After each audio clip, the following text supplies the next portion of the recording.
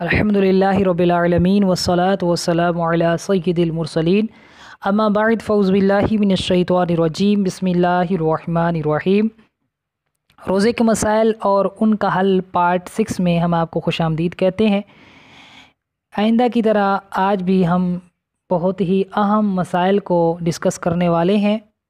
ان میں کئی مسائل ایسے ہیں جو بالکل جدید ترین مسائل ہیں،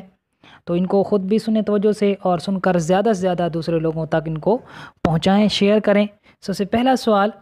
کہ روزے کی حالت میں دانتوں کے مریض کے لیے RCT کروانا یا دانت اکھڑوانا یا دانتوں کی کوئی اور اصلاح کروانا یہ کیسا ہے؟ تو روزے کی حالت میں دانتوں کے مریض کو چاہیے کہ وہ یہ کام نہ کروائے، بلکہ رات ہی میں RCT کروا لے، یا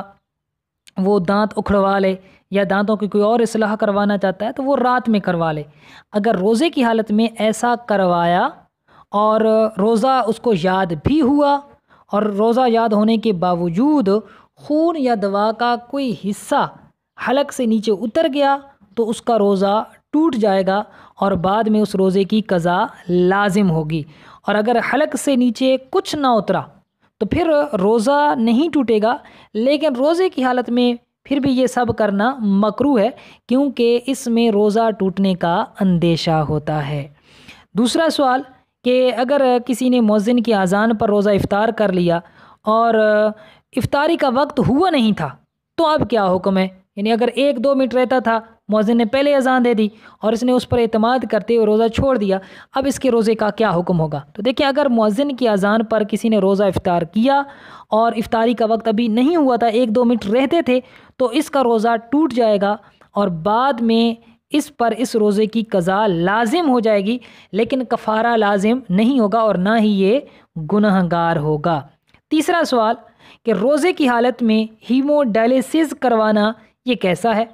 تو روزے کی حالت میں ہیمو ڈائلیسس کروانے سے روزہ نہیں ٹوٹے گا، کروا سکتے ہیں، کیونکہ اس طریقہ کار میں خون سے فاسد مادوں، اضافی نمک اور زائد پانی کو مشین کے ذریعے باہر نکال لیا جاتا ہے،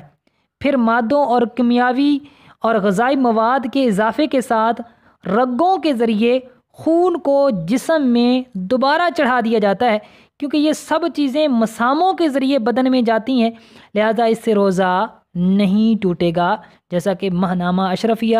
جنوری 2016 کے اندر مسئلے کو ایسے ہی تحریر کیا گیا ہے۔ اور اسی کے اندر یہ چوتھا سوال بھی جس کو ہم نے آج زیر بحث لانا ہے وہ بھی اسی میں ہے کہ روزے کی حالت میں اگر کوئی پیریٹونیل ڈائلیسس کرواتا ہے تو پھر کیا حکم ہے؟ تو دیکھیں، روزے کی حالت میں اگر کوئی پیریٹونیل ڈائلیسس کرواتا ہے تو اس سے اس کا روزہ ٹوٹ جائے گا، کیونکہ اس طریقہ کار میں مریض کے پیٹ میں موٹی تہہ تک سوراخ کر کے اندر معدے سے متصل بیرونی جھلی تک ایک پائپ ڈالا جاتا ہے اور پھر اس کے ذریعے ایک خاص قسم کا پانی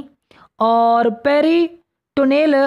فلڈ پیٹ کی جھلی میں ڈالا اور پھر باہر نکالا جاتا ہے، لہٰذا اس سے روزہ ٹوٹ جائے گا اور بعد میں اس روزے کی قضا لازم ہوگی۔ پانچواں سوال کہ اگر غلطی سے روزہ ٹوٹ گیا تو کیا دن کا جو بقیہ حصہ ہے وہ کھا پی سکتے ہیں یا روزہ دار کی طرح شام تک بھوکا پیاسا رہنا ہوگا؟ تو اگر کسی کا غلطی سے روزہ ٹوٹ گیا، مثلا روزہ یاد ہوتے ہوئے کلی کی اور پانی حلق سے نیچے اتر گیا، تو اب روزہ تو ٹوٹ جائے گا اور اس کی قضا بھی کرنی ہوگی، اور دن کا جو بقیہ حصہ ہے وہ روزہ دار کی طرح بھوکا پیاسا رہنا اس پر واجب ہوگا، تاکہ روزہ داروں کے ساتھ اس کی مشابہت ہو سکے۔ ایسے ہی فتاوی شامی کے اندر مسئلہ موجود ہے۔ چھٹا سوال کہ اگر روزے کی حالت میں بار بار منہ خشک ہو جائے تو کیا ٹھنڈے پانی سے کلیاں کر سکتے ہیں؟ تو جی ہاں، اگر روزے کی حالت میں بار بار منہ خشک ہو جاتا ہے تو ٹھنڈے پانی سے کلیاں کر سکتے ہیں، یہ بغیر کسی کراہت کے جائز ہے اور اس سے روزے پر کوئی اثر نہیں پڑتا۔ ہاں، اگر کوئی پریشانی ظاہر کرنے کے لیے بار بار کلیاں کر رہا ہے کہ میرے روزہ لگا ہوا ہے اور اس طرح وہ پریشانی ظاہر کر رہا ہے، تو پھر یہ شریعت میں مکروہ تنزیہی اور ناپسندیدہ ہے، شریعت اس کو پسند نہیں کرتی، چونکہ عبادت سے دل تنگ کرنا کوئی اچھی بات نہیں ہے۔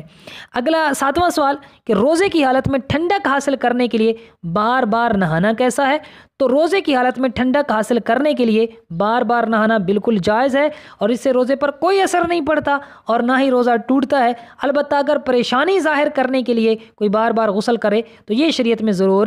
ناپسندیدہ ہے۔ چنانچہ سنن ابو داؤد کتاب الصوم کے اندر موجود ہے کہ نبی کریم صلی اللہ علیہ وسلم روزے کی حالت میں پیاس کی وجہ سے یا گرمی کی وجہ سے آپ سر پر پانی ڈالتے تھے، تو یہ حضور علیہ الصلوۃ والسلام سے ثابت ہے۔ 8واں سوال کہ کیا روزہ نماز تراویح کے لیے شرط ہے؟ بعض کہتے ہیں کہ جناب چونکہ ہم روزہ نہیں رکھ رہے تو کیا تراویح پڑھ سکتے ہیں؟ تو دیکھیں، روزہ الگ عبادت ہے اور نماز تراویح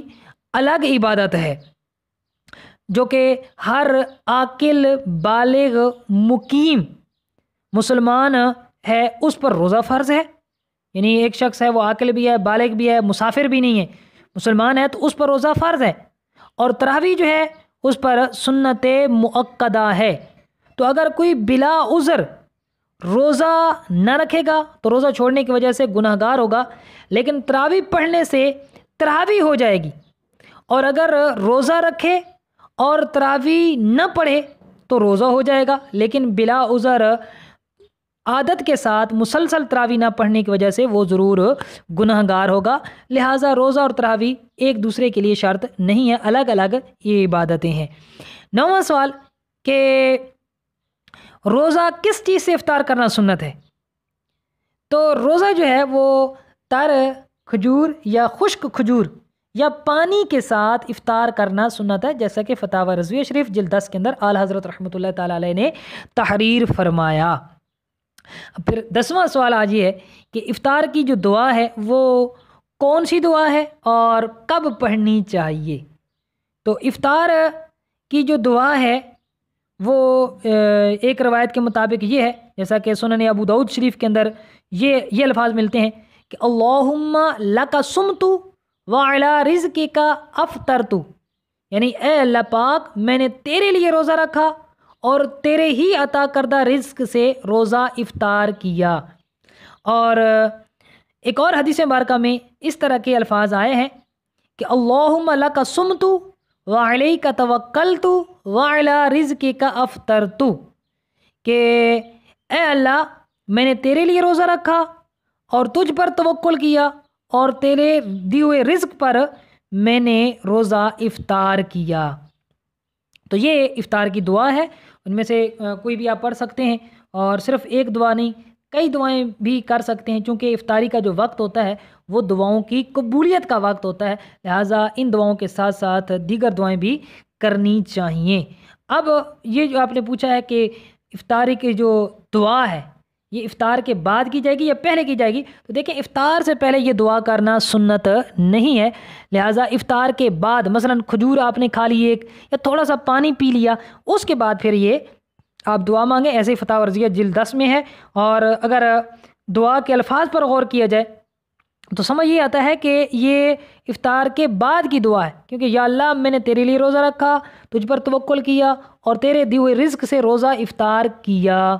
تو اگر اس نے کیا نہیں ہے تو وہ تو پہلے کہہ رہا ہے کہ میں نے کیا، اور بعد میں کرنا ہو تو اس لیے پہلے نہ پڑھی جائے یہ دعا، یہ روزہ افطار کرنے کے بعد پڑھی جائے، اور یہی سنت ہے۔ واللہ اعلم ورسولہ اعلم عز وجل وصلی اللہ علیہ وآلہ وسلم۔